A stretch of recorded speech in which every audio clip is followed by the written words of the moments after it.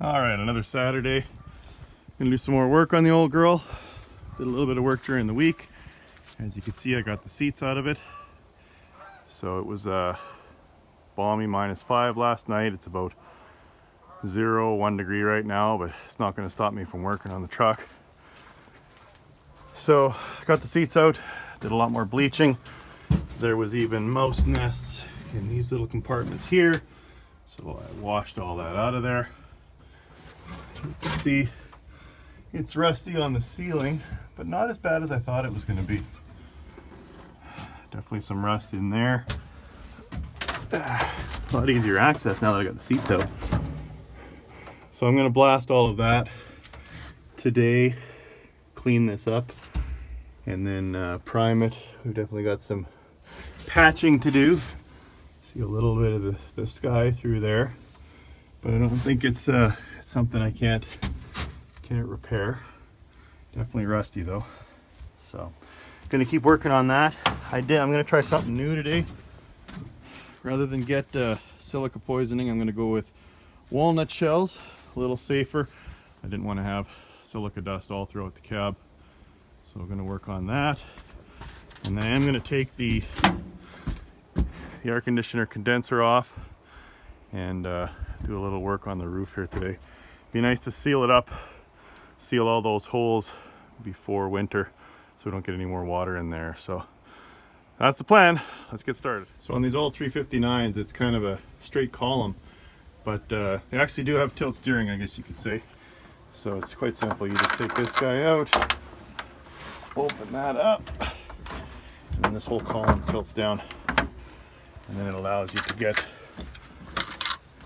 behind the dash, behind all these gauges, and tilt down. So that's what she looks like in there. A little rusty, a little dirty. As I said, I'm going to keep working on cleaning it up. And then as I took the ceiling panels out, I thought, you know what? Let's see if the air horn works. So just to do a little trick here. That's only one of them. So these guys are pretty loud, so I might keep them after all. I tried the other one with the other sides plugged. Might be rust or some kind of crap in there, but we'll clean it out and get them both working. Polish them up. Alright, so an update on the power divider.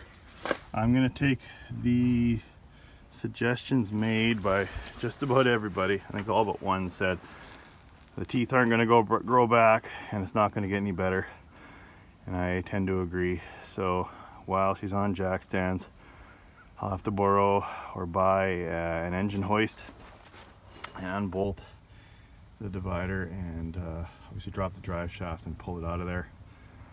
And then I'll take it into, I don't know, Red Ram or something, see what a roadable exchange is worth, or possibly get this one rebuilt if the damage isn't too bad. So thanks again to everyone for their feedback and insights, and looks like I'm going to be spending some money on a new one of these. All right, so here we are on the top. The condenser's gone. These were just some spacers. Take those off of there.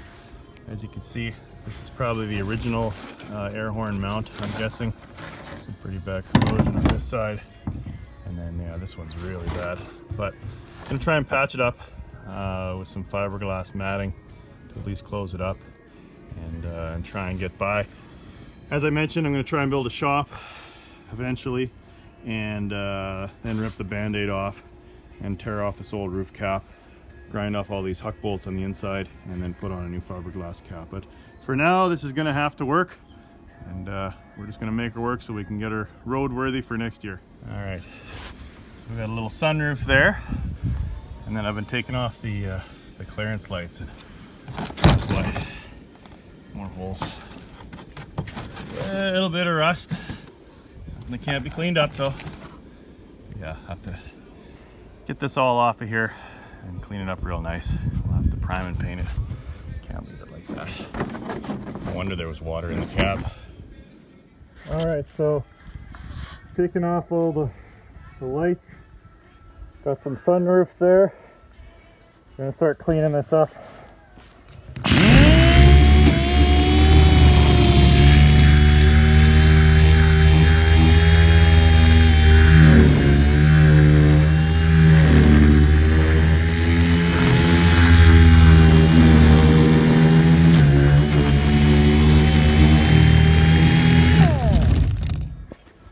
put bolts in the threaded holes because I want to save this to put clearance lights back on.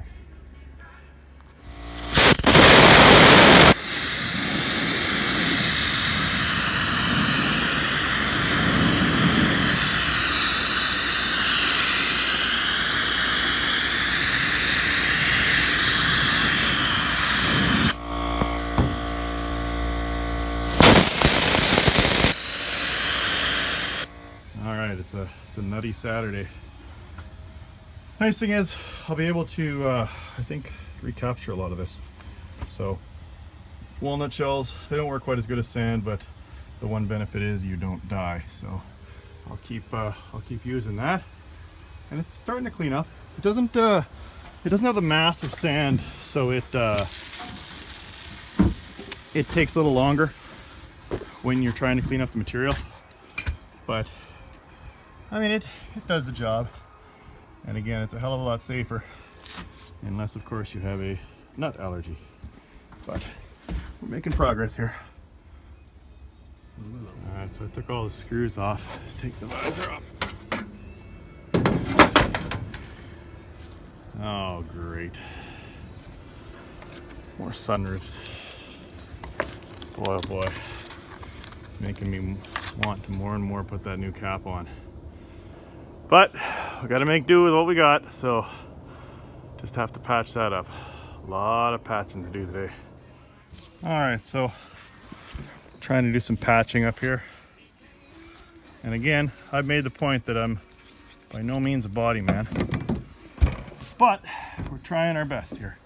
So this is just straight up Bondo glass. And you put the hardener in there and stir it around. Now, since it's almost freezing right now, this is proving to be a little bit difficult, but I mix it all around. Oh, I have a piece from my previous batch. So get her mixed as good as you can. Try not to spill it on the cab. You know, I'm trying to do a demo, so I'm doing it quick. And so I get the matting nice and wet. And then I usually lay it over the hole. Try and patch it up. Something like that. And then I just smear on the glass over top. And let that harden. And before it gets too hard, I go and start shaving it down to try and get the shape. Because when this stuff really hardens up, it's like cement. So I kind of leave the center for after till the outer kind of dries. But yeah, that's what I'm doing to try and patch the old girl up. Okay, so now that I got it kind of all patched, before it hardens too much, you want to kind of start cheese gratering it.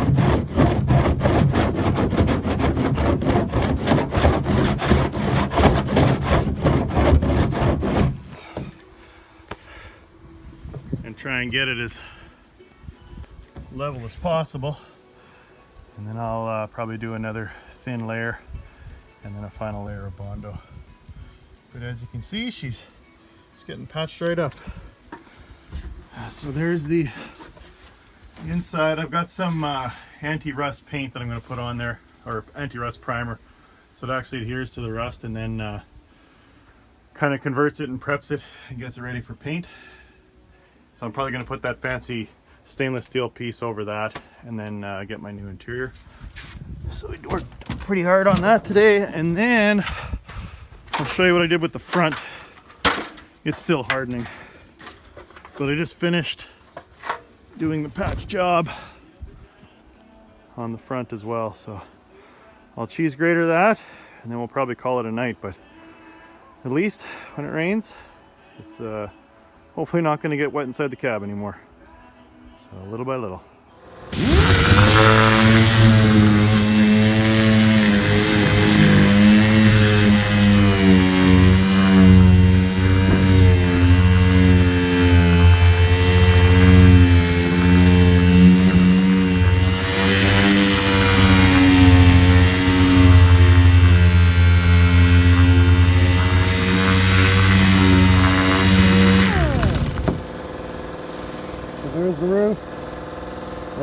better than when I started. And here's the front. At least there's no more holes. I did another layer on this side. But she's coming along. At least it shouldn't leak on my head anymore. So I'll put some quick primer on it and then probably call it a night. Alright, so that's a wrap on the day. Good progress. So I tried this new product. It's called Rust Converter. And it actually adheres to the rust and converts it into a primer. So I put that on the top there and in the front, and it actually doesn't look nearly as bad as it did. So hopefully that stops all the corrosion, and I'll be able to put a nice primer and paint, and then put the interior in here. So good progress today in here. And then